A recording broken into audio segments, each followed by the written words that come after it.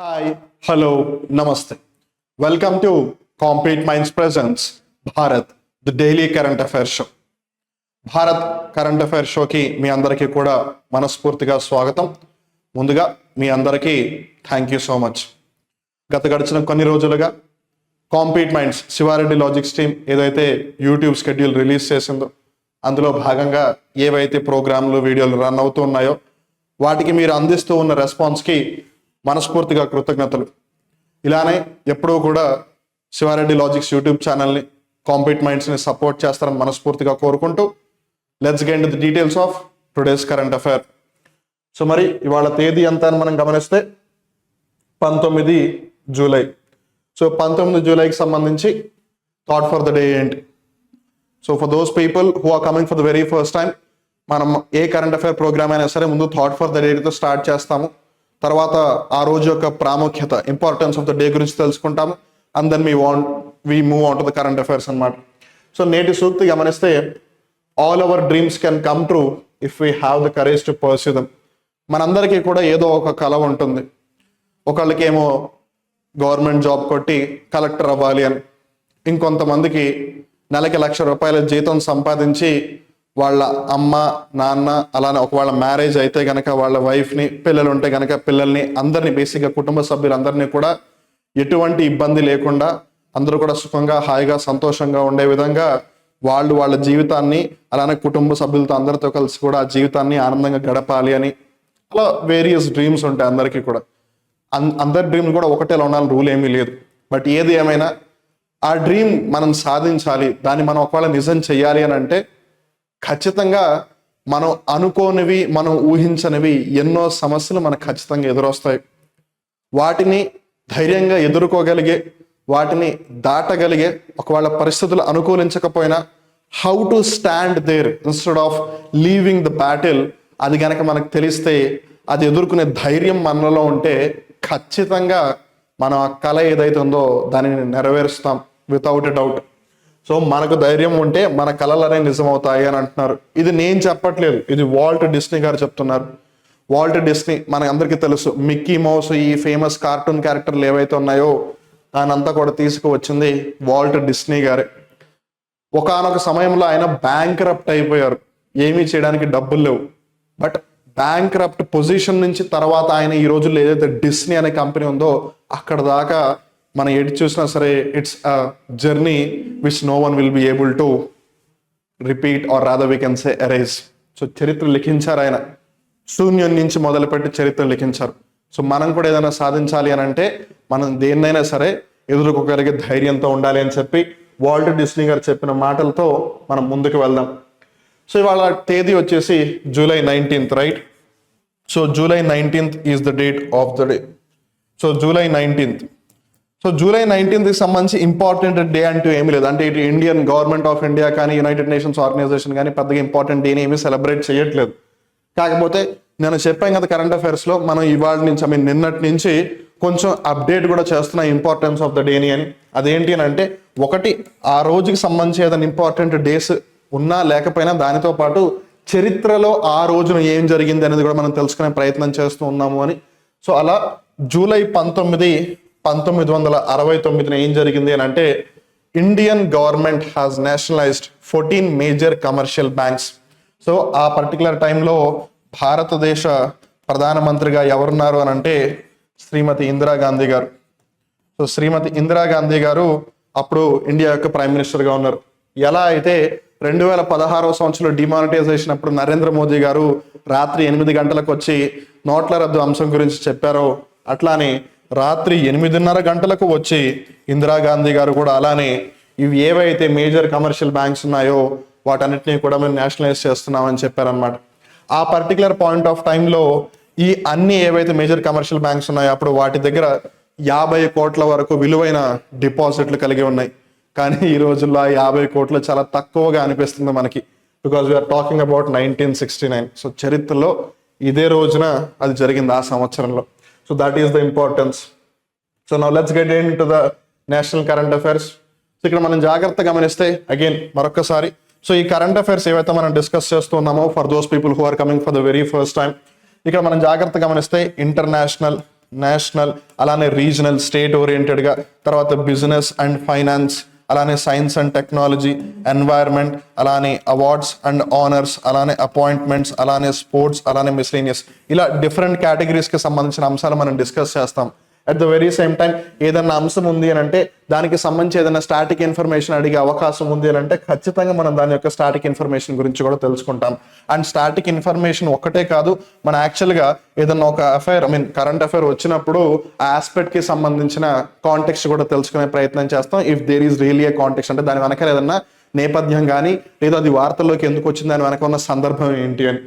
So ఇక్కడ మనం national ఆస్పెక్ట్కి సంబంధించి ఫస్ట్ గమనిస్తే కనుక LG reviews afforestation drive pushes for new ideas అని అంటున్నారు. సో ఇక్కడ మనం జాగ్రత్తగా గమనిస్తే LG అంటే ఏంటి? LG అంటే లెఫ్టినెంట్ గవర్నర్. LG అని అంటే లెఫ్టినెంట్ గవర్నర్. చాలా మంది లెఫ్టినెంట్ గవర్నర్ అంటారు, it's okay, so be it, lieutenant governor. సో ఇక్కడ మనం జాగ్రత్తగా గమనిస్తే ఢిల్లీ అవ్వచ్చు, ఢిల్లీని ఆబ్వియస్గా NCT అని పిలుస్తారు, నేషనల్ క్యాపిటల్ టెరిటరీ. అలానే పుదుచ్చేరి అవ్వచ్చు. సో ఇలా ఏవైతే కేంద్ర పాలిత ప్రాంతాలు ఉన్నాయో యూనియన్ టెరిటరీస్, వాటికి LGs ఉంటారు. అలా అని చెప్పి అన్ని యూనియన్ టెరిటరీస్కి కేంద్ర పాలిత ప్రాంతాలకి LGs ఉంటారా అంటే ఉండరు. కొన్ని కేంద్ర పాలిత ప్రాంతాలకి అడ్మినిస్ట్రేటర్స్ ఉంటారు. We will get to know a కేంద్ర పాలిత ప్రాంతాలకి అడ్మినిస్ట్రేటర్లు ఉన్నారు, ఏ కేంద్ర పాలిత ప్రాంతాలకి లెఫ్టినెంట్ గవర్నర్లు ఉన్నారు, అలానే ఏ కేంద్ర పాలిత ప్రాంతాలకు లెఫ్టినెంట్ గవర్నర్లు ఉంటే ప్రస్తుతం ఎవరున్నారు, అడ్మినిస్ట్రేటర్గా ఎవరున్నారు, అవి కూడా చూద్దాం. సో ద థింగ్ ఏంటంటే ఢిల్లీలో NCT అంటే ఏంటి? National capital territory. ఇక్కడ మనం జాగ్రత్తగా గుర్తుపెట్టుకుంటే చాలా మంది ఇప్పటికీ కన్ఫ్యూజ్ అవుతారు.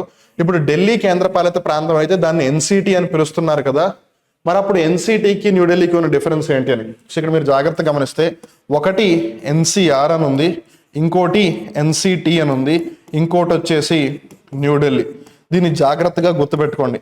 NCR అంటే నేషనల్ క్యాపిటల్ రీజియన్, NCT అంటే national capital territory, New Delhi. So మన ఇండియాకి క్యాపిటల్ ఏది అని ఒకవేళ ఎవరైనా అడిగితే మనం ఏం చెప్తాం? న్యూఢిల్లీ అని చెప్తాం. అంతేగాని NCTయో NCR అని చెప్పం. మీరు కూడా ఇప్పుడు చెప్పకండి కూడా, ఎందుకంటే ఇండియా యొక్క క్యాపిటల్ న్యూఢిల్లీనే. మరి ఇక్కడ ఢిల్లీ అన్నప్పుడు NCT అని ఎందుకు పిలుస్తున్నారు కేంద్ర పాలిత ప్రాంతంగా అంటే గుర్తుపెట్టుకోండి. సో ఢిల్లీ అనేది చిన్న ప్రాంతం అయితే ఏమీ కాదు.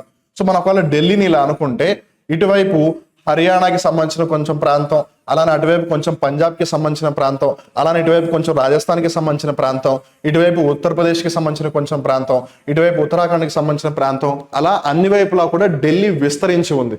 సో ఫర్ ఎగ్జాంపుల్ మనం జాగ్రత్తగా గమనిస్తే ఇది హర్యానా రైట్, అలానే ఇది ఉత్తరప్రదేశ్ రైట్. మీకు ఈజీగా అర్థం అవ్వడం కోసం నేను అలా చెప్తూ ఉన్నాను. సో ఇక్కడ మనం జాగ్రత్తగా గమనిస్తే హర్యానాకి సంబంధించి గురుగ్రామ్ అనే ప్రాంతం ఏదైతే ఉందో, ఒకప్పుడు దాన్ని గుర్గావ్ అని పిలిచేవాళ్ళు, ఇప్పుడు దాన్ని గురుగ్రామ్ అని పిలుస్తున్నారు. సో అది యాక్చువల్గా హర్యానా రాష్ట్రానికి సంబంధించింది అని గుర్తుపెట్టుకోండి.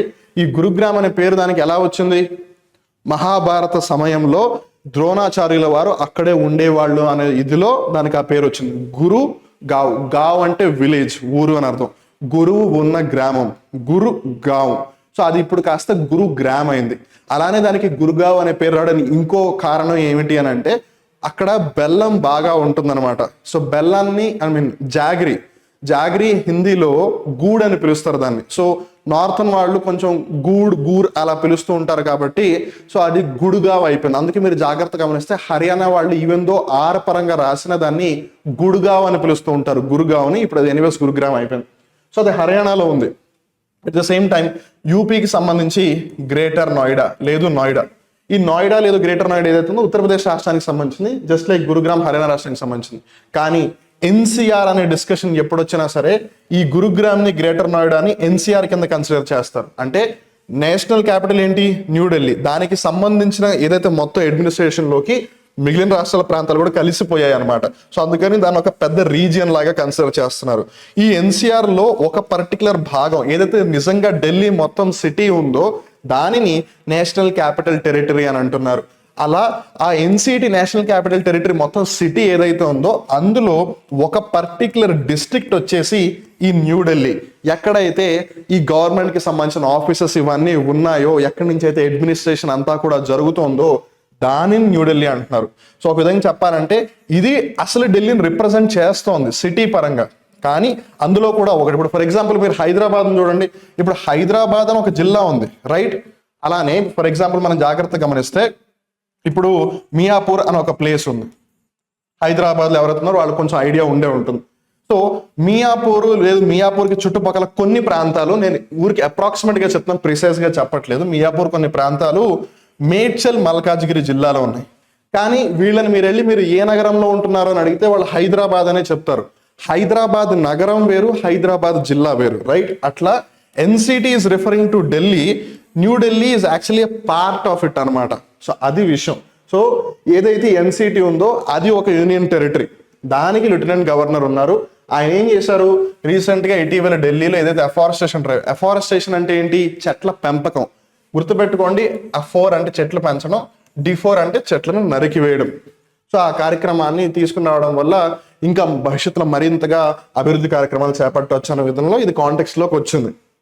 ఇప్పుడు ఎల్జీ గురించి డిస్కషన్ జరిగింది కాబట్టి, and at the very same time ప్రతి రాష్ట్రానికి కూడా ఒక గవర్నర్ ఉంటారు కదా, అలానే కేంద్రపాలిత ప్రాంతాలలో కూడా 2 కేంద్రపాలిత ప్రాంతాలకి 2 యూనియన్ టెరిటరీస్కి చీఫ్ మినిస్టర్స్ కూడా ఉంటారు. ఒకటి ఢిల్లీ, ఇంకోటి పుదుచ్చేరి. సో అందుకని ఏదేమైనా వాటికి సంబంధించి గవర్నర్లు అలానే అడ్మినిస్ట్రేటర్లు ఎవరైతే ఉన్నారో ఒకసారి దాన్ని చూద్దాం. సో అండమాన్ అండ్ నికోబార్కి సంబంధించి మనం గమనిస్తే కనుక అడ్మిరల్ డికే జోషి గారు, చండీగఢ్కి సంబంధించి మనం గమనిస్తే కనుక శ్రీ బన్వరీలాల్ పురోహిత్ గారు, దాద్రా నగర్ హవేలీ అలానే దామన్ దియుని గమనిస్తే కనుక శ్రీ ప్రఫుల్ పటేల్ గారు. అండ్ అలానే ఇక్కడ మీరు జాగ్రత్త గమనించండి, పేరు మెన్షన్ చేశారు ఏమని, అడ్మినిస్ట్రేటర్ అని. అంటే దాని అర్థం ఏంటి, ఈ దాద్రా నగర్ హవేలీ అలానే దామన్ దియుకి లెఫ్టినెంట్ గవర్నర్ కాదు, అడ్మినిస్ట్రేటర్ అంటే పరిపాలకులు ఉంటారు అని. సో ఢిల్లీ ఎన్సిటీ, నేను ఇందాక చెప్పానా, ఎన్సిఆర్, ఎన్సిటి అలానే న్యూఢిల్లీ, ఈ మూడిట్లో యాక్చువల్గా ఢిల్లీ మొత్తాన్ని రిప్రజెంట్ చేయాలి అంటే ఎన్సిటీతో రిప్రజెంట్ చేస్తారు అని. సో న్యూఢిల్లీ అనేది it's like the Hyderabad district. ఇప్పుడు హైదరాబాద్ సిటీ, కానీ ఆ హైదరాబాద్ సిటీ మొత్తంలో కూడా ఇప్పుడు మీరు జాగ్రత్తగా అబ్జర్వ్ చేస్తే ఎల్బీ నగర్, హయత్ నగర్ దాటిన తర్వాత విజయవాడ వెళ్ళేటప్పుడు చిట్యాల అని ఒక ప్లేస్ వస్తుంది. మీరు అబ్జర్వ్ చేయండి నెక్స్ట్ టైం ఎప్పుడైనా. సో ఈ చిట్యాల యాక్చువల్గా హైదరాబాద్ జిల్లాలో ఉన్న ప్రాంతం అయితే కాదు, కానీ భవిష్యత్తులో ఖచ్చితంగా హైదరాబాద్లో కలిసిపోతుంది without a doubt for sure. So అప్పుడు మీరు ఏ నగరంలో ఉన్నారని మీరు చిట్యాల వాళ్ళని అడిగితే మేము హైదరాబాద్లో ఉన్నాము అని చెబుతారు, కానీ వాళ్ళు హైదరాబాద్ జిల్లాలో అయితే లేరు కదా, అలా అనమాట. నేను జస్ట్ మీకు గుర్తుండడం కోసం ఆ విషయం చెప్తూ ఉన్నాను. సో నెక్స్ట్ టైం వార్తల్లో ఎప్పుడు ఎన్సీఆర్, ఎన్సిటి అలానే న్యూఢిల్లీ అనే పేర్లు వచ్చినా కన్ఫ్యూజ్ అవ్వద్దు. అలానే జమ్మూ అండ్ కాశ్మీర్ 2019లో ఆబ్వియస్లీ స్టేట్హుడ్ని కోల్పోయింది. కాకపోతే 2024 సెప్టెంబర్ కల్లా మళ్ళీ జమ్మూ కాశ్మీర్కి దాని యొక్క ఏదైతే రాష్ట్ర హోదా ఉందో దాన్ని తిరిగి ఇవ్వమని చెప్పి సుప్రీంకోర్టు చెప్పింది. సో లెట్స్ సీ వెదర్ ఇప్పుడు బీజేపీ గవర్నమెంట్, ఎన్డీఏ గవర్నమెంట్ మళ్ళీ 3వసారి ప్రభుత్వాన్ని ఏర్పాటు చేసింది. And now unfortunately or fortunately whatever whichever be the scenario, వాళ్ళకి ఇప్పుడు మెజారిటీ లేదు అక్కడ. సో మెజారిటీ లేనప్పుడు ఖచ్చితంగా వాళ్ళ మీద ప్రెషర్ ఉంటుంది. సో ఈ టైంలో మరి వాళ్ళు ఆ విధంగా చర్యలు తీసుకుంటారా లేదని మనం వేచి చూడాలి. సో ఏది ఏమైనా జమ్మూ అండ్ కాశ్మీర్ యూటీకి సంబంధించి శ్రీ మనోజ్ సిన్హా గారు, తర్వాత లక్షద్వీప్ కేంద్రపాలిత ప్రాంతానికి సంబంధించి Praful Patel, again administrator. So ఇక్కడ గమనిస్తే ప్రఫుల్ పటేల్ గారు దాద్రా నగర్ హవేలీ అలానే దామన్ దియు అలానే లక్షద్వీప్కి అడ్మినిస్ట్రేటర్గా ఉన్నారు. అలానే పుదుచ్చేరికి సంబంధించి గమనిస్తే శ్రీ సిపి రాధాకృష్ణన్ గారు ఉన్నారు లెఫ్టినెంట్ గవర్నర్గా. అండ్ ఇక్కడ ఎడిషనల్ ఛార్జ్ అనేది ఎందుకు ఉంది అని అంటే ఆయన వేరే ఒక ప్రాంతానికి కూడా గవర్నర్గా వ్యవహరిస్తున్నారు. సో సిపి రాధాకృష్ణన్ గారు దేనికి గవర్నర్గా వ్యవహరిస్తున్నారు అంటే మన తెలంగాణ రాష్ట్రానికి గవర్నర్గా వ్యవహరిస్తున్నారు. అందుకే ఇక్కడ ఎడిషనల్ ఛార్జ్ అని మెన్షన్ చేస్తుంది. తర్వాత లద్దాఖ్ కేంద్రపాలిత ప్రాంతం వచ్చేసి brigadier doctor Shri BD Mishra, and of course retired అనమాట, రిటైర్డ్ బ్రిగేడియర్ అని చెప్పొచ్చు. సో ఇవి కేంద్రపాలిత ప్రాంతాలకి సంబంధించినవి. మరొకవేళ మనం రాష్ట్రాలను గమనిస్తే ఆంధ్రప్రదేశ్ రాష్ట్రానికి సంబంధించి Shri justice retired of course S Abdul Nazeer గారు. అరుణాచల్ ప్రదేశ్ వచ్చేసి లెఫ్టినెంట్ జనరల్ కైవల్య త్రివిక్రమ్ పర్నాయక్ గారు. అలానే అస్సాం రాష్ట్రానికి గులాబ్ చంద్ కటారియా. ఇది ఇటీవల జరిగిన ఎస్ఎస్సి సిహెచ్ఎస్ఎల్ ఎగ్జామ్ ఏదైతే ఉందో మొన్న జూలై 2024 ఫస్ట్ హాఫ్లో ఏదైతే జరిగిందో జూలై 1 నుంచి 11 వరకు అప్పుడు దీన్ని అడిగారు. అలానే బీహార్కి సంబంధించి రాజేంద్ర విశ్వనాథ్ ఆర్లేకర్ గారు, ఛత్తీస్గఢ్కి సంబంధించి బిశ్వభూషణ్ హరిచందన్ గారు, గోవాకి సంబంధించి పిఎస్ శ్రీధరన్ పిల్లయ్య గారు, అలానే గుజరాత్కి సంబంధించి ఆచార్య దేవ్వ్రత్ గారు, హర్యానాకి సంబంధించి బండారు దత్తాత్రేయ గారు, తెలుగు అతను కాబట్టి జాగ్రత్త గుర్తుపెట్టుకోండి, హిమాచల్ ప్రదేశ్కి శివ్ ప్రతాప్ శుక్లా గారు, జార్ఖండ్కి సంబంధించి సిపి రాధాకృష్ణన్ గారు, కర్ణాటకకి సంబంధించి తావర్ చంద్ గెహ్లోత్ గారు. సో ఇక్కడ కర్ణాటకకి సంబంధించి కూడా మొన్న ఎస్ఎస్సి సిహెచ్ఎస్ఎల్ ఎగ్జామ్లో అడిగారు. సో మీలో చాలా మంది అనుకోవచ్చు ఏదో ఒక లిస్ట్ ఉంది ఏదో చదువుకుంటూ వెళ్ళిపోతుండే, సింపుల్గా కాదు, ఇవి ఎగ్జామ్స్లో అడుగుతున్నారు. So that's what we're trying to say. So ప్రతిదీ కూడా జస్ట్ కరెంట్ అఫైర్ వార్తల్లోకి వచ్చిందని చెప్పి దాని గురించి తెలుసుకుని వెళ్ళిపోవడం కాదు. దానితో పాటు దానికి సంబంధించిన స్టాటిక్ ఇన్ఫర్మేషన్ కూడా మనం తెలుసుకునే ప్రయత్నం చేస్తాం. సో ఆబ్వియస్ ఇందాక జమ్మూ కాశ్మీర్ గురించి డిస్కస్ చేసేటప్పుడు దీనికి 2024 సెప్టెంబర్ కల్లా స్టేట్ హుడ్ ఇవ్వమన్నారు. మనం ఆల్రెడీ జూలైలో ఉన్నాం, ఇంకా ఆగస్టు సెప్టెంబర్ 2 నెలల మిగిలి ఉంది. సో వాళ్ళు ఇస్తారా లేదా అనేది తెలియదు. బట్ సుప్రీంకోర్టు మళ్ళీ ఒకసారి రిమైండ్ చేస్తుంది కదా, అలానే గవర్నమెంట్ మీద ప్రెషర్ ఉంటుంది కదా. అండ్ మోర్ ఓవర్ జూలై 23 నుంచి మళ్ళీ బడ్జెట్ సెషన్ స్టార్ట్ అవుతుంది, ఎందుకంటే అంతకుముందు ఇంటరిమ్ బడ్జెట్ ప్రవేశపెట్టారు కాబట్టి. సో ఖచ్చితంగా ప్రెషర్ పెట్టే అవకాశం ఉంది, కన్సిడరింగ్ ఇప్పుడు గవర్నమెంట్ కి ఫుల్ మెజారిటీ, కంప్లీట్ మెజారిటీ లేదు కాబట్టి. అలానే ఇక్కడ మనం జాగ్రత్తగా గమనిస్తే, సో ఢిల్లీ ఏదైతే ఉందో అక్కడ సీఎం అరెస్ట్ చేశారు కాబట్టి సిబిఐ, ఈడీ ఇవన్నీ జరుగుతున్నాయి, అది ఎప్పుడు కంటెన్షన్ లోనే ఉంటుంది. So that is the thing అనమాట. సో ఏదేమైనా అలా మనం ఇంపార్టెంట్ ఇన్ఫర్మేషన్ కూడా తెలుసుకుంటున్నాం. కేరళ రాష్ట్రానికి సంబంధించి ఆరిఫ్ మహమ్మద్ ఖాన్ గారు, అలానే మధ్యప్రదేశ్కి సంబంధించి మంగూభాయ్ ఛగన్ భాయ్ పటేల్, అలానే మహారాష్ట్రకి సంబంధించి రమేష్ బాయస్ గారు, అలానే మణిపూర్ రాష్ట్రానికి సంబంధించి సుశ్రీ అనసూయ యూకే గారు. మణిపూర్ రాష్ట్రంలో మనం జాగ్రత్తగా గమనిస్తే గనక అక్కడ ఇన్స్టెబిలిటీ అనేది, అస్థిరత్వం అనేది బాగా ఎక్కువగా అయిపోతుంది, అక్కడ వైలెన్స్ చాలా ఎక్కువగా జరుగుతుంది. సో ఈ రాష్ట్రం ఎప్పుడు వార్తల్లో ఉంటుంది, జాగ్రత్తగా గుర్తుపెట్టుకోండి. అలానే ఇటీవల మనం జాగ్రత్తగా గమనిస్తే మణిపూర్ రాష్ట్రానికి సంబంధించిన ఒక వ్యక్తి సుప్రీంకోర్టులోకి జడ్జిగా అపాయింట్ చేశారు. అండ్ రీసెంట్ గా వాళ్ళు ప్రమాణ స్వీకారం కూడా చేశారు, దాన్ని కూడా జాగ్రత్తగా గుర్తుపెట్టుకోండి. ఇంతకీ ఆయన పేరేంటిది? కోటీశ్వర్ సింగ్ గారు, ఎన్ కోటీశ్వర్ సింగ్. మణిపూర్ రాష్ట్రం నుంచి వచ్చిన మొట్టమొదటి జడ్జ్ అని చెప్పొచ్చు సుప్రీంకోర్టులోకి. హిస్టరీ హ్యాస్ బిన్ రిటర్న్ కాబట్టి ఖచ్చితంగా గుర్తుపెట్టుకోవాలి. మేఘాలయ రాష్ట్రానికి సంబంధించి శ్రీ ఫాగు చౌహాన్ గారు, మిజోరాం రాష్ట్రానికి సంబంధించి కంబంపాటి హరిబాబు గారు, నాగాలాండ్కి సంబంధించి లా గణేశన్ గారు, అలానే ఒడిశాకి సంబంధించి రఘుబర్ దాస్ గారు, అలానే పంజాబ్ రాష్ట్రానికి సంబంధించి బన్వరీలాల్ పురోహిత్ గారు. ఈ పేరు ఎక్కడో విన్నట్టు అనిపిస్తుంది కదా, చండీగఢ్ యూనియన్ టెరిటరీకి సంబంధించి, చండీగఢ్ యూనియన్ టెరిటరీ శ్రీ బన్వరీలాల్ పురోహిత్ గారు. ఎందుకు ఇక్కడ మనం జాగ్రత్తగా గమనిస్తే హర్యానా రాష్ట్రానికి అలానే పంజాబ్ రాష్ట్రానికి రెండిటికి కూడా రాజధాని ఒకటే, అది Chandigarh. But at the very same time Chandigarh ఒక కేంద్ర పాలిత ప్రాంతం కూడా. సో చండీగఢ్ ప్రాంతానికి లెఫ్టినెంట్ గవర్నర్ గా ఉంటూ at the very same time Punjab కి కూడా గవర్నర్ గా ఉన్నారు బన్వరీలాల్ పురోహిత్ గారు. తర్వాత రాజస్థాన్ రాష్ట్రానికి కాల్రాజ్ మిశ్రా గారు, సిక్కింకి లక్ష్మణ్ ప్రసాద్ ఆచార్య. ఒకవేళ ఈ పేరుని ఎల్పి ఆచార్య అని రాసిన కన్ఫ్యూజ్ అవ్వద్దు. తమిళనాడు రాష్ట్రానికి ఆర్ఎన్ రవి గారు.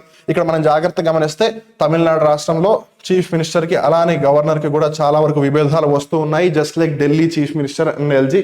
సో జాగ్రత్త గుర్తుపెట్టుకోండి.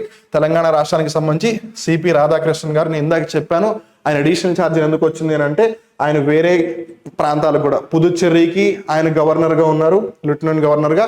అలానే ఇక్కడ మనం జాగ్రత్తగా గమనిస్తే జార్ఖండ్ రాష్ట్రానికి కూడా ఆయనే గవర్నర్ గా ఉన్నారు. సో ఆయన యాక్చువల్ గా ముందు గవర్నర్ గా ఉన్నది జార్ఖండ్ రాష్ట్రానికి సిపి రాధాకృష్ణన్ గారు.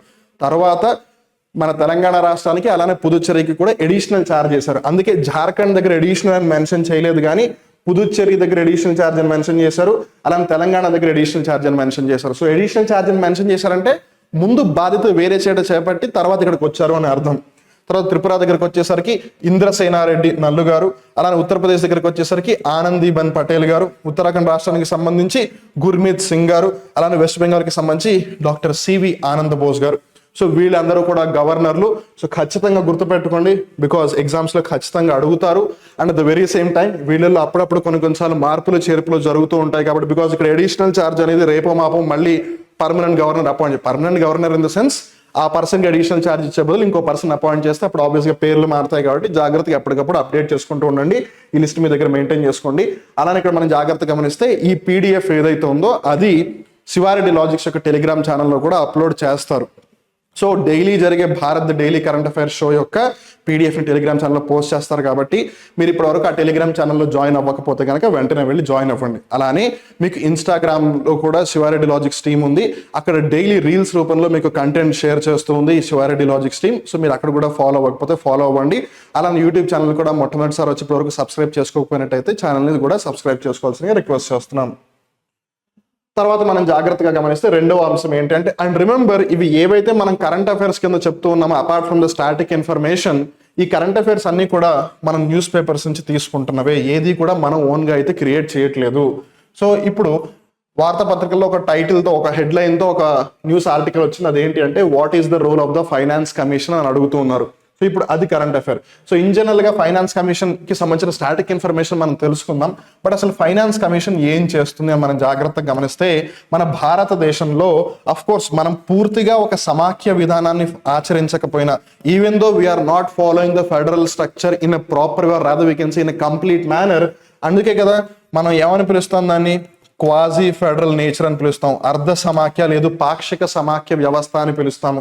సో ఇక్కడ మనం జాగ్రత్త గమనిస్తే, మరి ఒకవైపు ఏమో కేంద్ర ప్రభుత్వం ఉంది, ఇంకో వైపు ఏమో రాష్ట్ర ప్రభుత్వం ఉంది. ఇప్పుడు కేంద్ర ప్రభుత్వం ఎన్నో పన్నులను వసూలు చేస్తుంది. The central government collects so many taxes, right? మరి ఇప్పుడు at the very same time అవన్నీ కూడా వస్తున్నది రాష్ట్రాల నుంచి, బట్ కలెక్ట్ చేస్తుందేమో సెంట్రల్ గవర్నమెంట్ నుంచి. సో ఏవైతే ఈ పన్నులు ఉన్నాయో వాటిని కేంద్ర ప్రభుత్వం ఎంతవరకు ఉంచుకోవాలి, అలానే మిగిలిన రాష్ట్ర ప్రభుత్వాలు ఏవైతే ఉన్నాయో వాటితో ఏ విధంగా షేర్ చేసుకోవాలి. మీరు అనొచ్చు, అన్ని రాష్ట్రాలు ఒకటే కదా మాస్టర్, ఏ విధంగా షేర్ చేసుకోవచ్చు ఏంటి అని. వీళ్ళు ఇక్కడ మనం జాగ్రత్తగా గమనిస్తే, నార్త్ ఈస్టర్న్ స్టేట్స్ అంటే ఈశాన్య రాష్ట్రాలు, at the very same time ఏవైతే హిమాలయన్ స్టేట్స్ ఉన్నాయో అంటే హిమాలయ పర్వతాలు ఉన్న రాష్ట్రాలు, అంటే హిమాచల్ ప్రదేశ్ అవ్వచ్చు, ఉత్తరాఖండ్ అవ్వచ్చు, ఆ రాష్ట్రాలు వాటికి సంబంధించి కొంచెం స్పెషల్ కన్సిడరేషన్ ఇస్తారనమాట. అలానే ఆంధ్రప్రదేశ్ అవ్వచ్చు, బీహార్ అవ్వచ్చు, ఇవన్నీ కూడా మాకు స్పెషల్ కేటగిరీ స్టేటస్ ఇవ్వండి అని అడుగుతూ ఉన్నాయి. కన్సిడరింగ్ ఒకవేళ అలా ఏదైనా రాష్ట్రానికి స్పెషల్ కేటగిరీ స్టేటస్ ఇస్తే గనక అప్పుడు ఆబ్వియస్లీ వాటికి కూడా కొంచెం బెనిఫిట్ ఉంటుంది compare to the major states అనమాట. సో అందుకని ఆ ట్యాక్స్ డిస్ట్రిబ్యూషన్ కేంద్ర ప్రభుత్వానికి ఎంత రావాలి, రాష్ట్రాలకి ఎంత రావాలి, ఆ రాష్ట్రాలలో కూడా ఈశాన్య రాష్ట్రాలు నార్త్ ఈస్టర్న్ స్టేట్స్కి ఏ విధంగా ఉండాలి, హిమాలయ పర్వత రాష్ట్రాలకి ఏ విధంగా ఉండాలి, లేదు ఇన్ జనరల్ స్టేట్స్ అంటే మహారాష్ట్ర, తమిళనాడు, కర్ణాటక ఇలాంటి పెద్ద రాష్ట్రాలు ఏవైతే ఉన్నాయో వాటికి ఏ విధంగా ఉండాలి అని చెప్పే ఒక కమిషన్, ఒక సంఘమే ఈ ఫైనాన్స్ కమిషన్, ఆర్థిక సంఘం అనమాట. So that is the thing of finance commission. Well, దానికి సంబంధించిన స్టాటిక్ ఇన్ఫర్మేషన్ మనం గమనిస్తే, ఫైనాన్స్ కమిషన్ అనేది ఉండాలి అని చెప్పి మన రాజ్యాంగంలో ఒక ఆర్టికల్ చెప్తుంది. ఒక నిబంధన, ఒక ప్రకరణ, ఒక అధీకరణ. గుర్తుపెట్టుకోండి, నిబంధన అన్నా, ప్రకరణ అన్నా, అధీకరణ అన్నా, ఆర్టికల్ అన్నా ఒకటే. సో ఏ ఆర్టికల్ రాజ్యాంగంలో ఒక ఆర్థిక సంఘం ఉండాలి అని చెప్తుంది అని అంటే ఆర్టికల్ 280, 280. అలానే గుర్తుపెట్టుకోండి, ఇది ఒక క్వాజీ జ్యుడిషియల్ సంస్థ, అంటే ఒక పాక్షిక న్యాయ సంస్థ లేదు వ్యవస్థ అని చెప్పవచ్చు. దీని యొక్క ఏర్పాటు ఎవరు చేస్తారు అని అంటే భారతదేశపు రాష్ట్రపతి. గుర్తుపెట్టుకోండి, ప్రెసిడెంట్ ని ఫస్ట్ సిటిజన్ అని కూడా పిలుస్తారు, వైస్ ప్రెసిడెంట్ ని సెకండ్ సిటిజన్ అని పిలుస్తారు, ప్రైమ్ మినిస్టర్ ని థర్డ్ సిటిజన్ అని పిలుస్తారు. సో ప్రెసిడెంట్ ఆఫ్ ఇండియా ఈ ఫైనాన్స్ కమిషన్ ఏర్పాటు చేస్తారు. అలానే ప్రెసిడెంట్ 5 సంవత్సరాలకు ఒకసారైనా సరే ఫైనాన్స్ కమిషన్ ఏర్పాటు చేస్తారు. లేదు ఇప్పుడు పరిస్థితులకు తగ్గట్టుగా ఒక ఆర్థిక సంఘం యొక్క ఏర్పాటు జరగాలి అని భావించిన దాని యొక్క ఏర్పాటు చేస్తారు. So it happens in 2 scenarios. 1, every 5th year, అంటే ప్రతి 5 సంవత్సరాలకి ఒకసారి, ఎవ్రీ 5th year ఒకటి. లేదు 2, ఇప్పుడు అవసరం ఉంది అని ఒకవేళ ప్రెసిడెంట్ భావిస్తే అప్పుడు ఏర్పాటు చేస్తారు. ఆ 2 పరిస్థితులలో president of India finance commission యొక్క ఏర్పాటు చేస్తారు. అలానే మొట్టమొదటి ఫైనాన్స్ కమిషన్ ఎప్పుడు ఏర్పాటైంది అని మనం గమనిస్తే కనుక 1951 సంవత్సరంలో ఏర్పాటైంది. సో మొట్టమొదటిగా ఏర్పాటైన ఆర్థిక సంఘం ఏదైతే 1951లో ఏర్పాటైందో దానికి అధ్యక్షులుగా ఎవరు వ్యవహరించారు అని అంటే కేసీ నియోగి గారు అధ్యక్షులుగా వ్యవహరించారు, చైర్మన్ గా. అలానే ఇప్పుడు మనం జాగ్రత్తగా గమనిస్తే ప్రస్తుతం మనం గుర్తుపెట్టుకోవాల్సింది ఖచ్చితంగా, అంటే ఆబ్వియస్లీ ఇది ఫస్ట్ కాబట్టి గుర్తుపెట్టుకుని తీరాలి. అండ్ ప్రస్తుతం మనం జాగ్రత్తగా గమనిస్తే 2020 నుంచి 2025 వరకు ఏదైతే ఫైనాన్స్ కమిషన్ కి సంబంధించిన అంశం ఉందో అది ఈ కమిషన్ ఇచ్చిన రిపోర్ట్ మీద ఆధారపడి ఉంటుంది. 2020 నుంచి 2025 వరకు. సో మనం 2024లో ఉన్నాము. సో ఈ సంవత్సరం, వచ్చే సంవత్సరం కూడా ఈ 15th ఫైనాన్స్ కమిషన్ ఏవైతే సూచనలు చేసిందో వాటి ఆధారంగా అన్ని కూడా ఉంటాయి. తర్వాత 2026 నుంచి 2030 వరకు ఏ విధంగా ఉండాలి అనే అంశానికి సంబంధించి 16th ఫైనాన్స్ కమిషన్ యొక్క ఏర్పాటు ఆల్రెడీ జరిగింది. ఈ కమిషన్ ఏర్పాటు ఆల్రెడీ జరిగింది. వాళ్ళు తొందరలో రిపోర్ట్ సబ్మిట్ చేస్తారు. దాని ఆధారంగా 2026 నుంచి 2030 వరకు ట్యాక్స్ డివల్యూషన్ వాట్ ఎవర్ అవన్నీ కన్సిడర్ చేస్తారు. సో అందుకని మనం ఈ 2 గుర్తుపెట్టుకొని తీరాలి. సో ఇది టైం పీరియడ్ పరంగా ఇది, బట్ ఫ్యూచర్ పరంగా ఇది. సో దీని యొక్క అపాయింట్మెంట్ ఆల్రెడీ అయిపోయిందంటే ఇప్పుడు ఇది లేదు అని అర్థం, అంతే కదా. సో అందుకని మనం 2 గుర్తుపెట్టుకోవాలి. సో 15వ ఆర్థిక సంఘం యొక్క అధ్యక్షులుగా ఎవరు వ్యవహరించారు అని అంటే ఎన్కే సింగ్ గారు. అలానే 16వ ఆర్థిక సంఘానికి ఇటీవల అధ్యక్షులుగా అపాయింట్ అయింది ఎవరు అని అంటే కనుక అరవింద్ పనగరియా గారు. ఈ పేరు చాలా మందికి ఎక్కడో విన్నట్టుగా అనిపిస్తుంది. అది ఏంటి అని అంటే నీతి ఆయోగ్. సో మనం జాగ్రత్తగా గమనిస్తే నీతి ఆయోగ్కి ఆయన వైస్ చైర్మన్ గా వ్యవహరించారు, అంటే ఉపాధ్యక్షులుగా వ్యవహరించారనమాట అరవింద్ పనగరియా గారు ఎప్పుడు నీతి ఆయోగ్కి. అలానే ఇక్కడ మనం జాగ్రత్తగా గమనిస్తే గనక ఈ ఫైనాన్స్ కమిషన్ అనేది ప్లానింగ్ కమిషన్ ఉండడం వల్ల ఒక విధంగా దీని యొక్క ఇన్ఫ్లుయెన్స్ లోకి నొక్కుకుపోయింది అని చెప్పచ్చు. This is something like let's say ఇప్పుడు ఎవరైనా ఒక పెద్ద ప్లేయర్ ఉన్నాడు అనుకోండి టీంలో, చిన్న ప్లేయర్ ఎంత బాగా ఆడినా సరే, సింపుల్ లాజిక్, చిన్న ప్లేయర్ 100 రన్లు కొట్టినా పెద్ద ప్లేయర్ 80 రన్లు కొట్టినా చాలా మంది ఆ పెద్ద ప్లేయర్ కొట్టిన 80 రన్ల గురించి ఎక్కువగా డిస్కస్ చేస్తుంటారు. Because that's how things in general works. చాలా తక్కువ మంది ఆ 100 పరుగులు కొట్టిన పర్సన్ గురించి డిస్కస్ చేస్తారు, రైట్?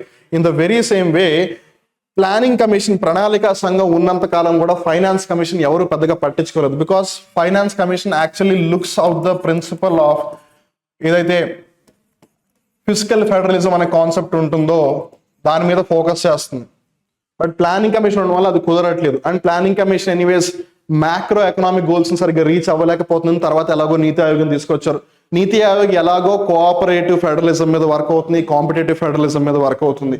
సో అట్లా ఫిజికల్ ఫెడరలిజం కూడా తీసుకురావడంతో ఒక విధంగా నీతి ఆయోగ్ వచ్చిన దగ్గర నుంచి ఫైనాన్స్ కమిషన్ కి రికగ్నిషన్ బాగా ఎక్కువగా అయిపోయింది, సిగ్నిఫికెన్స్ బాగా ఎక్కువైంది అని చెప్పొచ్చు. సో అందుకని అండ్ కన్సిడరింగ్ ఇప్పుడు నీతి ఆయోగ్ యొక్క వైస్ చైర్మన్ ఫైనాన్స్ కమిషన్ యొక్క చైర్మన్ గా అపాయింట్ చేశారంటే that clearly tells the fact, right? So that is the thing అనమాట. తర్వాత ఈ composition of finance commission, composition of finance commission. So commission word ఇక్కడికి వచ్చేసింది, కన్ఫ్యూజ్ అవ్వద్దు. సో ఈ ఆర్థిక సంఘంలో మొత్తం ఎంతమంది సభ్యులు ఉంటారు అని మనం గమనిస్తే కనుక 5 సభ్యులు ఉంటారు. మరి మీరు అనొచ్చు 4+1 అని ఉంది ఏమిటి అని. సో మొత్తం 5 ఉంటారు. నలుగురేమో సభ్యులు మెంబర్స్, ఒకళ్ళేమో చైర్ పర్సన్ అనమాట. సో ఇప్పుడు మన ఆ లాజిక్ ప్రకారం 16th ఫైనాన్స్ కమిషన్ గమనిస్తే సో ఒక చైర్ పర్సన్ ఎవరు ఉన్నారు? అరవింద్ పనగరియా గారు ఉన్నారు. ఆయన కాకుండా ఇంకా 9 ఉన్నారు అని అర్థం. అది మనం ఒక 15వ ఆర్థిక సంఘం తీసుకుంటే ఎన్కే సింగ్ గారు ఉన్నారు, ఆయనతో పాటు ఇంకో 9 ఉన్నారు అని అర్థం. సో ఆ ఫైనాన్స్ కమిషన్ ని ఏర్పాటు చేసేది రాష్ట్రపతియే. ఆ ఫైనాన్స్ కమిషన్ ఎవరైతే 5 సభ్యులు ఉంటారో వాళ్ళని నియమించేది కూడా రాష్ట్రపతియే. Remember the point, finance commission ప్రతి 5 సంవత్సరాలకు ఒకసారి ఏర్పాటు చేయాలా, లేదు ఎప్పుడు పరిస్థితులు అవసరం వస్తే అప్పుడు ఏర్పాటు చేయాలా. సో అలా ఏర్పాటు చేసేది కూడా ప్రెసిడెంట్ ఆఫ్ ఇండియానే. అలానే దానికి సభ్యులుగా ఎవరైతే ఉన్నారో, అధ్యక్షులుగా ఎవరైతే ఉన్నారో వాళ్ళని అపాయింట్ చేసేది కూడా president of India. And also to remember, president ఎవరిని అపాయింట్ చేసినా it is on the aid and the advice of the council of ministers. And council of ministers అన్నప్పుడు ప్రైమ్ మినిస్టర్ కూడా అందులో ఒకళ్ళు. సో ఇండైరెక్ట్ గా మనం ఏం చెప్పొచ్చు, ప్రధానమంత్రి అలానే ఇతర మంత్రుల యొక్క సలహాలు సూచన మేరకే కదా రాష్ట్రపతి ఏ విధంగా చేసినా సరే జరిగేది. So that is the thing అనమాట. అలానే ఈ 5 సభ్యులు ఎవరైతే ఉన్నారో వాళ్ళని మళ్ళీ తిరిగి పునఃనియామకానికి వాళ్ళు అర్హులా అని గమనిస్తే ఎస్, ఇటు చైర్మన్ అలానే సభ్యులు అందరూ కూడా మళ్ళీ అపాయింట్ అవ్వడానికి ఎలిజిబులే. అంటే ఫర్ ఎగ్జాంపుల్ ఇప్పుడు 16th ఫైనాన్స్ కమిషన్ కి ఇక్కడ మనం చూసాం ఇందాక, 16th ఫైనాన్స్ కమిషన్ కి అరవింద్ పనగరియా గారు చైర్మన్ అని చెప్పి. సో అక్కడ ఆయన బాగా వర్క్ చేశారు అని గవర్నమెంట్ భావిస్తే కావాలంటే 17th ఫైనాన్స్ కమిషన్ కూడా ఆయన మళ్ళీ అపాయింట్ చేయొచ్చు అనమాట. అలా తర్వాత authority to determine the qualifications of the members and the way of selection of the members ఎవరు చేస్తారు అంటే పార్లమెంట్ చేస్తుంది. సో ఇక్కడ మనం జాగ్రత్తగా గమనిస్తే మరి ఈ సభ్యులు ఎవరైతే ఉన్నారో వాళ్ళకి ఉండవలసిన అర్హతలు ఏమిటి, వాళ్ళకి ఉండవలసిన విద్యార్హతలు ఏమిటి, లేదు వాళ్ళకి ఉండాల్సిన స్పెసిఫికేషన్. అంటే ఇప్పుడు end of the day it is related to finance. అసలు ఫైనాన్స్ కి సంబంధించిన నాలెడ్జ్ లేని వాళ్ళని అక్కడ పెడితే లాభమే ఉంది. సో అలా ఏవైతే క్వాలిఫికేషన్స్ ఉంటాయో లేదు వాళ్ళని ఏ విధంగా సెలెక్ట్ చేయొచ్చు అనే ఆస్పెక్ట్ ఏదైతే ఉందో అది పార్లమెంట్ డిసైడ్ చేస్తుంది అనమాట. అలానే ఫైనాన్స్ కమిషన్ ఇప్పుడు మరి ఆబ్వియస్లీ సూచనలు చేస్తుంది కదా, రికమెండేషన్స్ ఇస్తుంది కదా. ఆ రికమెండేషన్స్ అన్ని కూడా ఒక రిపోర్ట్ లో ఇస్తుంది, రిపోర్ట్ ఫామ్ లో ఇస్తుంది. అది ఎవరికి సబ్మిట్ చేస్తుంది? రాష్ట్రపతికే సబ్మిట్ చేస్తుంది. And one of the most important thing is nature of recommendations. అంటే ఏంటి, వాళ్ళు ఏవైతే సలహాలు సూచనలు ఇస్తున్నారో అవి ఏ విధమైన సలహాలు సూచనలు అని చెప్పి. It is advisory in nature, అంటే సలహాపూర్వకమైన సూచనలు. సలహాపూర్వకమైన సూచనలు అడ్వైజరీ ఇన్ నేచర్ అంటే ఏంటి? It is not binding, it is not binding on the government. అంటే ప్రభుత్వం ఖచ్చితంగా ఆర్థిక సంఘం చెప్పింది చెయ్యాలి అని రూల్ ఏమీ లేదు. వాళ్ళు చెప్పింది కన్సిడర్ చెయ్యొచ్చు, చెయ్యకపోవచ్చు కూడా, because of the advisory in nature. ఒకవేళ బైండింగ్ అని ఉంది అని అంటే కనుక అప్పుడు ఏంటి పరిస్థితి? వాళ్ళు చెప్పింది ఖచ్చితంగా చెయ్యాలి. అలాంటి తర్వాత మనం జాగ్రత్తగా గమనిస్తే GRSC bags 840 crore deal to build ocean research ship అని అంటున్నారు. ఇక్కడ మనం జాగ్రత్తగా గమనిస్తే GRSC అని అంటే ఏంటి? Garden reach ship builders and engineers. Garden reach ship builders and engineers, GRSE. దీని యొక్క ప్రధాన కార్యాలయం ఎక్కడ ఉంది, హెడ్ క్వార్టర్స్ ఎక్కడ ఉంది అని అంటే పశ్చిమ బెంగాల్, వెస్ట్ బెంగాల్ స్టేట్ లో ఉన్న కలకత్తాలో ఉంది. Also do remember Calcutta is the capital, state capital of west Bengal. అలానే దీని యొక్క స్థాపన ఎప్పుడు జరిగింది అంటే 1884లో జరిగింది. అండ్ ఆల్సో డు రిమెంబర్ ఎప్పుడైతే ఇది ఎస్టాబ్లిష్ అయిందో అప్పుడు ఇది ఒక ప్రైవేట్ సంస్థ, ఇప్పుడంటే గవర్నమెంట్ కి సంబంధించింది. సో బేసిక్ గా ఇది షిప్ బిల్డింగ్ ఇండస్ట్రీకి సంబంధించింది అనమాట. ఇది ఓడలు అంటే మామూలు ఓడలు కూడా కాదు, ఇన్ జనరల్ గా మన ఇండియన్ నేవీకి సంబంధించి, దేనికి సంబంధించి, ఇండియన్ నేవీకి సంబంధించి, భారత నౌకాదళానికి సంబంధించి ఏవైతే కార్వెట్స్, ఫ్రిజేట్స్, అలానే డెస్ట్రాయర్స్ ఏవైతే ఉన్నాయో వీటిని తయారు చేస్తూ ఉంటుంది అనమాట. అండ్ ఇది ఒకటే కాదు, even Cochin ship yard limited అవ్వచ్చు, లేదు మసాగావ్ డాక్ యార్డ్ లిమిటెడ్ అవ్వచ్చు, ఇవన్నీ కూడా ఉన్నాయి. కాకపోతే ఇక్కడ discussion garden ship builders and engineers గురించి వచ్చింది కాబట్టి దానికి సంబంధించిన మేజర్ స్టాటిక్ పార్ట్ అయితే తెలుసుకోవడం జరిగింది. తర్వాత పర్యావరణానికి సంబంధించిన అంశాలు గమనిస్తే గనక కేరళ రాష్ట్రంలో అంట గత గడిచిన 8 సంవత్సరాలలో 800 ఏనుగులు మరణించాయి లేదా చనిపోయాయి అని చెప్తూ ఉన్నారు. సో ఇక్కడ మనం జాగ్రత్తగా గమనిస్తే మీలో చాలా మంది అనొచ్చు దీనికి సంబంధించి మనం కాంపిటేటివ్ ఎగ్జామ్ లో ఏం డిస్కస్ చేసుకోవచ్చు లేదు గుర్తు పెట్టుకోవచ్చు అని. సో ఇంజనీర్లు ఏమనుకుంటారు, ఓకే కేరళలో 8 years లో 800 అంటే ఆన్ అన్ యావరేజ్ గా ప్రతి సంవత్సరం 100 ఏనుగులు చనిపోయాయని. వెల్ కరెంట్ అఫైర్ అది కరెక్టే, న్యూస్ లో వచ్చిన ఆర్టికల్ అది కరెక్టే. దానికి సంబంధించిన స్టాటిక్ ఇన్ఫర్మేషన్ ఏమైంది ఉంటుందని గమనిస్తే ఆబ్వియస్లీ ఎలిఫెంట్స్ చనిపోతున్నాయి, అది ఏ విధంగా అయినా చనిపోవచ్చు. సో ఎలిఫెంట్ల యొక్క పాపులేషన్ తగ్గకుండా ఉండడానికి ఒక కార్యక్రమాన్ని చేపట్టడం అయితే జరిగింది. దాని పేరే ప్రాజెక్ట్ ఎలిఫెంట్ అనమాట. చాలా చాలా ఇంపార్టెంట్. ఎందుకనంటే ఎలిఫెంట్ కి చాలా హై ప్రయారిటీ ఇస్తారు. Even though elephant national animal కూడా కాదు. అలానే పోనీ కల్చరల్ గా మరీ ఆవుకు ఉన్నంత హైలీ కల్చరల్ సిగ్నిఫికెన్స్ ఉందా అంటే అలా కూడా ఏమీ లేదు. But still elephant is a very prominent animal in Indian geographical context అని చెప్పొచ్చు. సో ఇక్కడ మనం జాగ్రత్తగా గమనిస్తే ఎలిఫెంట్ ఎందుకు అంత పాపులర్ అంటే మీరు బిఎస్పి పార్టీని గమనిస్తే బహుజన్ సమాజ్ పార్టీ వాళ్ళ యొక్క పార్టీ లోగో ఏనుగు. అలానే మనం జాగ్రత్తగా గమనిస్తే మన కాన్స్టిట్యూషన్ సంబంధించి కాన్స్టిట్యూషన్ అసెంబ్లీ యొక్క అంటే రాజ్యాంగ పరిషత్ యొక్క చిహ్నం కూడా ఏనుగే. అలానే ఇండియన్ రైల్వేస్ యొక్క లోగో కూడా ఏనుగే, దాని పేరు భోలు. మనం రీసెంట్ గా కరెంట్ అఫైర్స్ లో డిస్కస్ చేసాం దాన్ని, రైట్. సో అలా ఎలిఫెంట్ చాలా డిఫరెంట్ కాంటెక్స్ట్ లో లోగోస్ గా ఎంబ్లమ్స్ గా యూస్ చేస్తారంటే it's a highly prominent animal. అందుకే మనం దాని గురించి తెలుసుకుని తీరాలి. సో ప్రాజెక్ట్ ఎలిఫెంట్ కి సంబంధించిన సమాచారం గమనిస్తే ఇది ఏ సంవత్సరంలో ప్రారంభమైంది, 1992 సంవత్సరంలో ప్రారంభమైంది. దీన్ని ప్రారంభించిన మంత్రిత్వ శాఖ ఏది, ministry of environment, forest and climate change. దీన్ని మీరు సింపుల్ గా ఎలా గుర్తుపెట్టుకోవచ్చు అంటే ఒకటి ఎలిఫెంట్ అంటే ఎక్కడ తిరుగుతుంది, అడవుల్లో తిరుగుతుంది. అలానే అడవి పర్యావరణంలో ఒక భాగం. సో వాతావరణ మార్పులు ఎలాగో పర్యావరణ ఎఫెక్ట్ అవుతుంది. సో అలా ఇంజన్ ఎలా చూసుకున్నా సరే ఎలిఫెంట్ కాబట్టి మీరు గుర్తు పెట్టుకుంటారు నాకు తెలుసు. అలానే ఈ ప్రాజెక్ట్ ఎలిఫెంట్ అనేది ఏ విధమైన స్కీమ్ అని అంటే సెంట్రల్లీ స్పాన్సర్డ్ స్కీమ్. గుర్తుపెట్టుకోండి, కేంద్ర ప్రభుత్వం ఎప్పుడు ఒక పథకాన్ని లాంచ్ చేసినా సరే ఇన్ జనరల్ గా కూడా 2 types ఆఫ్ స్కీమ్స్ ఉంటాయి. ఇన్ జనరల్ గా అంటున్నాను నేను. ఒకటి సెంట్రల్ స్పాన్సర్డ్ స్కీమ్, ఇంకోటి central sector scheme. Central sector scheme అంటే అది ప్రాపర్ గా కేంద్ర ప్రభుత్వం నిధులు ఇచ్చే ఒక పథకం అని అర్థం అనమాట. సో దాని మొత్తం ఫండింగ్ అంతా కూడా సెంట్రల్ గవర్నమెంట్ చూసుకుంటుంది. కానీ సెంట్రల్లీ స్పాన్సర్డ్ స్కీమ్ అంటే ఏంటి, దాని అర్థం సెంట్రల్ గవర్నమెంట్ కంప్లీట్ గా ఫైనాన్షియల్ గా ఫండ్స్ ఇవ్వదు, రాదర్ కొంచెం ఇస్తుంది. అది కూడా ఎలా అంటే 90:10 కానీ 60:40 కానీ కొన్ని సినారియోస్ లో 70:30 లేదా what ever difference, but major గా ఈ రేషియోని ఫాలో అవుతారు. ఈ 90:10 ఎక్కడ, 60:40 ఎక్కడ అంటే మనం ఇందాక తెలుసుకున్నాం. ఈశాన్య రాష్ట్రాలు, నార్త్ ఈస్టర్న్ రీజన్, అలానే హిమాలయన్ స్టేట్స్ ఏవైతే ఉన్నాయో ఈ రాష్ట్రాల్లో డెవలప్మెంట్ అనేది అంత ఎక్కువగా జరగలేదు కాబట్టి అప్పుడు ఆబ్వియస్ గా వాళ్ళకి ఫైనాన్షియల్ రిసోర్సెస్ అంతగా ఎక్కువగా ఉండవు కాబట్టి వాళ్ళకి ఎక్కువగా సపోర్ట్ చేయవలసి ఉంటుంది. కాబట్టి ఆ ఈశాన్య రాష్ట్రాలు, నార్త్ ఈస్టర్న్ స్టేట్స్ అలానే హిమాలయ రాష్ట్రాలలో 90:10 రేషియో ఫాలో అవుతారు. అక్కడేమో 90% of the fund central government ఇస్తుంది, 10% ఆఫ్ ద ఫండ్ ఏమో ఆ రెస్పెక్టివ్ స్టేట్ గవర్నమెంట్ ఎక్కడైతే స్టేట్ లో ఇంప్లిమెంట్ చేస్తారో ఆ స్టేట్ గవర్నమెంట్ అది ఇవ్వాల్సి వస్తుంది. వేరేస్ ఇండియాలో మిగిలిన రాష్ట్రాలు వచ్చేసి 60:40 లేదా 70:30 అంటే అది మార్చవచ్చు ఖచ్చితంగా, అదేం కాదు. ఇన్ జనరల్ 60:40 ఫాలో అవుతారు. 60% ఆఫ్ ద ఫండ్ ఏమో సెంట్రల్ గవర్నమెంట్ ఇస్తుంది, 40% ఆఫ్ ద ఫండ్ ఏమో స్టేట్ గవర్నమెంట్ ఇస్తుంది. ఏది సెంట్రల్లీ స్పాన్సర్డ్ స్కీమ్ అయితే. అది ఒకవేళ సెంట్రల్ సెక్టర్ స్కీమ్ అయితే కేంద్ర ప్రభుత్వం దానికి సంబంధించిన నిధులు ఇస్తుంది అనమాట. సో అలా ఈ ప్రాజెక్ట్ ఎలిఫెంట్ ఒక సెంట్రల్లీ స్పాన్సర్డ్ స్కీమ్, అంటే రాష్ట్ర ప్రభుత్వాలు కూడా ఇందుకు సంబంధించి నిధులు ఇవ్వాల్సి ఉంటుంది. అలానే మరి ఏనుగు యొక్క జనాభాకి సంబంధించి దాని యొక్క ప్రొటెక్షన్ స్టేటస్ ఏ విధంగా ఉంది అని మనం గమనిస్తే కనుక సైట్స్ ఏదైతే ఉందో, సైట్స్ అంటే మన రియల్ ఎస్టేట్ సైట్లు కాదు, సైట్స్ అంటే బేసిక్గా conventional international trade on endangered plants ఏవైతే ఉన్నాయో, అలానే యానిమల్స్ ఏవైతే ఉన్నాయో, ఫ్లోరా అండ్ ఫానా, వాటికి సంబంధించింది.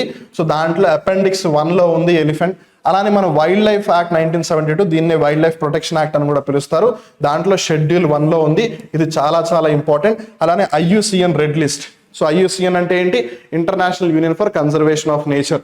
సో ఈ IUCN ఒక రెడ్ డేటా బుక్ని మెయింటైన్ చేస్తుంది. ఈ రెడ్ డేటా బుక్ ఏం చేస్తుంది?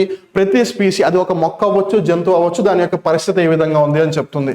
ఒక జీవి అంతరించిపోతే అది ఎక్స్టింక్ట్ అయిపోయింది అని, లేదా అంతరించిపోవడానికి దగ్గరగా ఉంటే క్రిటికల్లీ ఎండేంజర్డ్ అని, లేదు కొంచెం ప్రమాదంలో పొంచి ఉంది, ఎప్పుడైనా సరే ఈ కేటగిరీలోకి రావచ్చు అంటే ఎండేంజర్డ్ అని, అది ఓన్లీ ఒక పర్టికులర్ ప్లేస్లోనే ఉంటుంది అంటే ఎండమిక్ అని, లేదు దానికి ముప్పు పొంచి ఉంది అని అంటే వల్నరబుల్ అని, లేదు ఇన్ జనరల్గా ఈ క్రిటికల్లీ ఎండేంజర్డ్, ఎండమిక్, వల్నరబుల్ అన్నిటినీ కలిపి థ్రెటెండో, లేదు నియర్ థ్రెటెండో అని, లేదు నార్మల్ అని చెప్పి స్టేటస్ ఇస్తూ ఉంటుంది. అట్లా ఎలిఫెంట్కి సంబంధించిన స్టేటస్ ఏంటి? ఎండేంజర్డ్.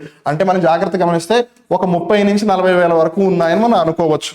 ఎప్పుడైతే 100-200 లోపలికి పాపులేషన్ పడిపోతుందో అప్పుడు అది ఎండేంజర్డ్ నుంచి క్రిటికల్లీ ఎండేంజర్డ్ పొజిషన్లోకి వచ్చేస్తుంది అనమాట.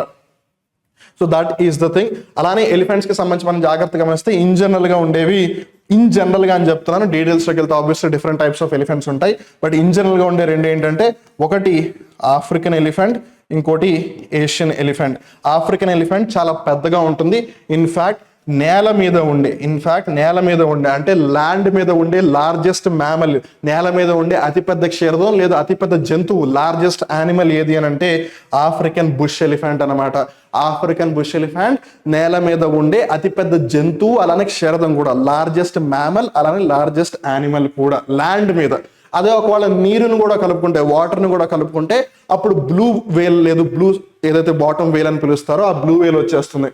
ఎనీవేస్, ఇండియాలో ఏ రాష్ట్రంలో ఎక్కువగా ఏనుగులు ఉన్నాయని మనం గమనిస్తే ఫస్ట్ ప్లేస్లో కర్ణాటక ఉంటుంది, తర్వాత రెండవ ప్లేస్లో అస్సాం ఉంటుంది, థర్డ్ ప్లేస్లో కేరళ ఉంటుంది. ఇక్కడ మనం జాగ్రత్తగా గమనిస్తే క్యాక్ అనమాట. మామూలుగా ఇంజనరల్గా నాకు క్యాక్ వస్తుందని పిల్లలు అంటూ ఉంటారు కదా, అలా గుర్తుపెట్టుకునే ప్రయత్నం చేయండి. లేదు మీ దగ్గర వేరే ఏదన్నా అవకాశం ఉంటే ఆ విధంగా గుర్తుపెట్టుకోండి.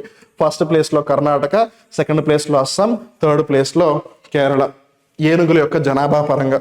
అలానే ఇండియా మొత్తంలో కూడా 150 ఎలిఫెంట్ కారిడార్స్ ఉన్నాయి. అంటే కొన్ని ప్రాంతాలని అక్కడ ఎలిఫెంట్స్ తిరుగుతున్నాయి అని చెప్పి వాటి రక్షణ కోసం కొన్ని కారిడార్లు గుర్తించడం జరిగింది. సో వాటిని ఎలిఫెంట్ కారిడార్స్ అంటారు. అట్లా ఇండియాలో 150 ఎలిఫెంట్ కారిడార్స్ ఉన్నాయి. తర్వాత అపాయింట్మెంట్స్ పరంగా మనం జాగ్రత్తగా గమనిస్తే ఉర్సులా వాన్ డర్ లేయన్ గారు మళ్ళీ మరొక్కసారి యూరోపియన్ కమిషన్, ఐరోపా సంఘానికి సంబంధించి ప్రెసిడెంట్గా అపాయింట్ అయితే అయ్యారనమాట. సో ఇక్కడ మనం జాగ్రత్తగా గమనిస్తే యూరోపియన్ కమిషన్ ఇప్పుడు చాలా క్లిష్ట పరిస్థితిలో ఉంది అని చెప్పాలి. ఎందుకు క్లిష్ట పరిస్థితిలో ఉంది అని మనం జాగ్రత్తగా గమనిస్తే, ఒకటి అక్కడ స్టెబిలిటీ మెల్లిమెల్లిగా కోల్పోతూ ఉన్నారు. దానికి గల కారణం ఏంటంటే, ఒకటి ఉక్రెయిన్ వార్ ఇంకా జరుగుతూనే ఉంది, ఉక్రెయిన్ రష్యా వార్ ఇంకా జరుగుతూనే ఉంది, నెంబర్ 1. అండ్ నెంబర్ 2 మనం జాగ్రత్తగా గమనిస్తే మైగ్రేషన్ ఇష్యూని చాలా ఎక్కువగా ఫేస్ చేస్తూ ఉంది Europe, especially countries like UK, France, Spain, ఈ కంట్రీలన్నీ కూడా మైగ్రేషన్, వలస సమస్య ఏదైతుందో దాన్ని చాలా ఎక్కువగా ఫేస్ చేయవలసి వస్తుంది. మరీ ముఖ్యంగా ఆఫ్రికా ఖండం నుంచి చాలా మంది ఐరోపాకి అంటే యూరోప్కి వచ్చేస్తున్నారు అనమాట, మైగ్రేట్ అయిపోయి. అండ్ యూరోప్ ఏమి పెద్ద రీజన్ ఏమీ కాదు, and more over European balkanisation అయి ఉన్న రీజన్. అండ్ యూరోపియన్ కమిషన్లో కూడా 27 కంట్రీస్ ఉన్నాయి. సో ఇప్పుడు ఒక చిన్న కంట్రీలో ప్రాబ్లం వచ్చినా సరే దాని యొక్క రిపర్కషన్స్ పక్క దేశం మీద కూడా చాలా ఎక్కువగా ఉంటాయి అన్నమాట.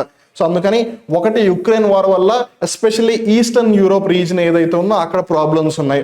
అండ్ ఇక్కడ మైగ్రేషన్ వల్ల వెస్టర్న్ యూరోప్ కొంచెం ఎక్కువగానే ప్రాబ్లమ్స్ ఫేస్ చేస్తుంది. అండ్ థర్డ్ వచ్చేసి క్లైమేట్ చేంజ్, వాతావరణ మార్పులు. ఈ 3 ఇప్పుడు ఈ యూరోపియన్ కమిషన్కి క్లిష్ట పరిస్థితుల్లోకి తీసుకొచ్చేసాయని చెప్పొచ్చు అనమాట. సో ఏది ఏమైనా ఇలాంటి క్లిష్ట పరిస్థితులలో ఉర్సులా వాన్ డర్ లేయన్ మళ్ళీ రెండవసారి ప్రెసిడెంట్గా అవ్వడం ఒక విధంగా జనాలకి, జనాలు ఇన్ ద సెన్స్ అందులో సభ్యులు ఎవరైతే ఉన్నారో, సభ్య దేశాలు ఏవైతే ఉన్నాయో వాటికి సంబంధించి ఒక ట్రస్ట్ ఫ్యాక్టర్ అని చెప్పవచ్చు. They all feel like she will be able to pull off all of this. అలానే దీనికి సంబంధించిన స్టాటిక్ ఇన్ఫర్మేషన్ మనం గమనిస్తే గనక యూరోపియన్ కమిషన్ యొక్క స్థాపన 16 జనవరి 1958లో జరిగింది. Year is very very important, 1958. తర్వాత ఎన్ని కంట్రీస్ ఉన్నాయి యూరోపియన్ కమిషన్లో? 27. ఇంతకీ ఇది దేనిని దృష్టిలో పెట్టుకుని చట్టాలు ఇవన్నీ చేస్తుంది అంటే యూరోపియన్ యూనియన్ని దృష్టిలో పెట్టుకుని చేస్తుంది. ఐరోపా సమాఖ్యను దృష్టిలో పెట్టుకుని ఈ ఐరోపా సంఘం ఏదైతుందో అది చట్టాలు చేస్తుంది. అలానే దీని యొక్క ప్రెసిడెంట్ ఎవరు? ప్రస్తుతం ఆబ్వియస్ గా ఉర్సులా వాన్ డెర్ లేయన్ గారు రెండోసారి అయ్యారు. ఇంతకు ముందు కూడా ఆవిడే, ఇప్పుడు మళ్ళీ ఆవిడే. అలానే దీని యొక్క ప్రధాన కార్యాలయం ఎక్కడ ఉంది అని గమనిస్తే కనుక బ్రెజిల్స్ లో ఉంది. ఈ బ్రెజిల్స్ బెల్జియం దేశం యొక్క రాజధాని. అలాంటి తర్వాత మనం స్పోర్ట్స్ ని గమనిస్తే కనుక French troops secure river Seine for opening ceremony. Maybe చాలా మందికి స్ట్రైట్ ఫార్వర్డ్ గా సెంటెన్స్ అడిగిన వెంటనే అర్థం కాకపోవచ్చు, బట్ ఇన్ జనరల్ గా ప్రారంభ వేడుక కోసం ఫ్రెంచ్ దళాలు అంటున్నారు, అంటే ఫ్రాన్స్ కి సంబంధించిన ఆర్మ్డ్ ఫోర్సెస్. ఏం ప్రారంభించబోతున్నారు అక్కడ? ఆబ్వియస్ గా ఒలింపిక్స్. ఏం Olympics? Paris Olympics, right? So Paris Olympics సంబంధించి ఏదైతే ఓపెనింగ్ సెరమనీ ఉందో దాన్ని వాళ్ళు అస్సీన్ అనే ఏదైతే నది ఉందో ఆ నదిలో నిర్వహించాలి అని అనుకుంటున్నారు. సో ఆబ్వియస్లీ మన అక్కడ అప్పుడు సెక్యూరిటీ ఇష్యూస్ వస్తాయి కదా. ఎందుకనంటే అక్కడికి వచ్చేది ఒక్కళ్ళో ఇద్దరు కాదు, వేలల్లో ఉంటారు, లక్షల్లో ఉంటారు జనాలు. మరి వాళ్ళందరికీ సంబంధించి సెక్యూరిటీ ప్రొవైడ్ చేయాలి కాబట్టి రివర్లో అలానే రివర్ చుట్టుపక్కల ప్రాంతాలన్నీ కూడా వాళ్ళు ప్రొటెక్ట్ చేసే ప్రయత్నం చేస్తున్నారు. సో ఇది కరెంట్ అఫైర్. ఎనీవేస్ అది ఒలింపిక్స్ కి సంబంధించిన అర్థమవుతుంది. బట్ కాంటెక్స్ట్ పరంగా చూసుకుంటే ఫ్రాన్స్ ప్యారిస్ ఏదైతే ఉందో ఆ నగరంలో ఈ రివర్ సీన్ ఉంది అని తెలుస్తుంది. లైక్ హైదరాబాద్ లో మూసీ నది ఉన్నట్టుగా. సో అట్లా ఇక్కడ మనం టేబుల్ గమనిస్తే గనక ప్రపంచంలో ఉన్న కొన్ని మేజర్ సిటీస్ అవి ఏ దేశంలో ఉన్నాయి, ఆ నది గుండా లేదు ఆ నగరం ఏ నదికి దగ్గరలో ఉంది లేదు ఆనుకుని ఉంది అనే అంశం మనం ఇక్కడ తెలుసుకోవడం ప్రయత్నం చేద్దాం. సో ఆస్ట్రేలియాలో ఎడిలైడ్, అది టారెన్స్ అనే నది ఒడ్డున ఉంది. లేదు ఆ నది ఆ నగరం గుండా ప్రవహిస్తూ ఉంది అని అర్థం అనమాట. ఆమ్స్టర్డామ్ నెదర్లాండ్స్ యొక్క క్యాపిటల్, ఆమ్సెల్ నది ప్రవహిస్తుంది. Bangkok Thailand capital, Chao Phraya. Berlin Germany capital, Spree అనే రివర్. బాన్ మరీ అంత ఇంపార్టెంట్ సిటీ కాకపోయినా స్టిల్ రైన్ రివర్ చాలా చాలా ఇంపార్టెంట్. అలానే బుడాపెస్ట్ హంగేరీ క్యాపిటల్, దానూబే నది ప్రవహిస్తోంది. Buenos Aires Argentina capital, La Plata నది ప్రవహిస్తోంది. కైరో ఈజిప్ట్ క్యాపిటల్, నైలు నది very very important. Warsaw Poland capital, Vistula నది ప్రవహిస్తుంది. లిస్బాన్ పోర్చుగల్ క్యాపిటల్, తగూస్ నది ప్రవహిస్తోంది. అలానే లండన్ ఇంగ్లాండ్ క్యాపిటల్, థేమ్స్ నది ప్రవహిస్తుంది, చాలా చాలా ఇంపార్టెంట్. మాస్కో రష్యా యొక్క క్యాపిటల్, మాస్కోవా నది ప్రవహిస్తుంది. ఇన్ఫాక్ట్ ఈ మాస్కోవాలోంచి మాస్ని తీసుకుని మన బ్రహ్మపుత్ర నదిలోంచి బ్రహ అనే పేరు ఏదైతే ఉందో ఈ రెండింటిని కలిపే బ్రహ్మోస్ అనే సూపర్ సానిక్ మిజైల్ ఏదైతే ఉందో దాన్ని క్రియేట్ చేయడం జరిగింది. తర్వాత న్యూయార్క్ యుఎస్ఏ దేశంలో ఉంది, హడ్సన్ నది. ఒట్టావా కెనడా దేశపు రాజధాని ఒట్టావా నది ఉంది. ప్రాగ్ ఇది పేరుకి మటుకు ప్రాగ్యూ అన్నట్టు ఉంటుంది కానీ దాన్ని అందరూ కూడా ప్రాగ్ అని పిలుస్తారు. ప్రాగ్ వచ్చేసి చెక్ రిపబ్లిక్. ఒకప్పుడు చెకోస్లోవాకియా అని ఒక దేశం ఉండేది. సో చెకోస్లోవాకియా విడిపోయి స్లోవాకియా అలానే చెక్ రిపబ్లిక్ అయిపోయింది. సో ఆ చెక్ రిపబ్లిక్ యొక్క రాజధాని ఇది ప్రాగ్. ఇది వితావా నది ఒడ్డున ఉంది.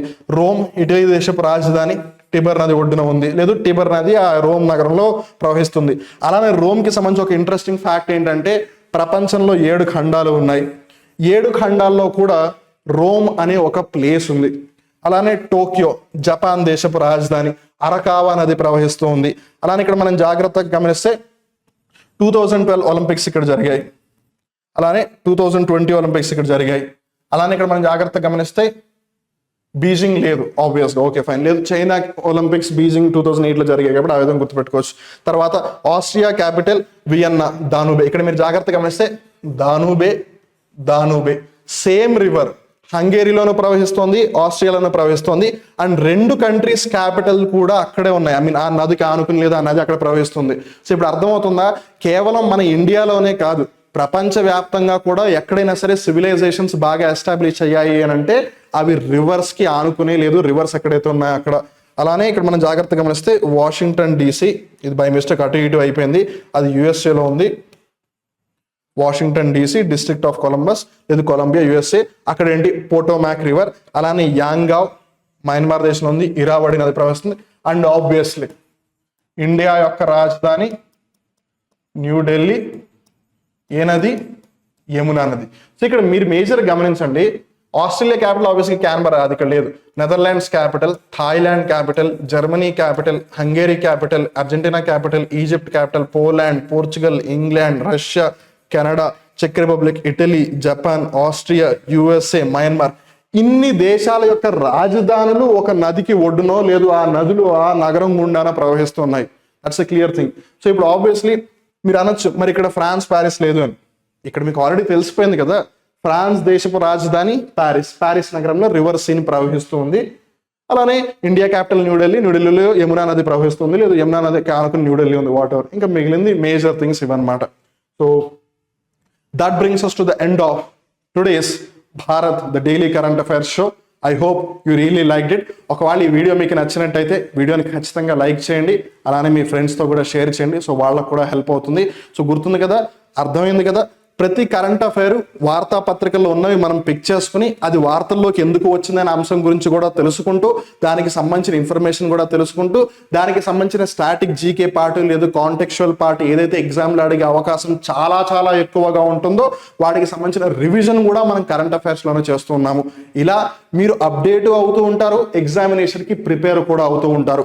అండ్ కాంపీట్ మైండ్స్ ఎప్పుడు కూడా భావించేది అదే, మీరు ఎప్పుడు కూడా ఒక అడుగు ముందే ఉండాలి అని.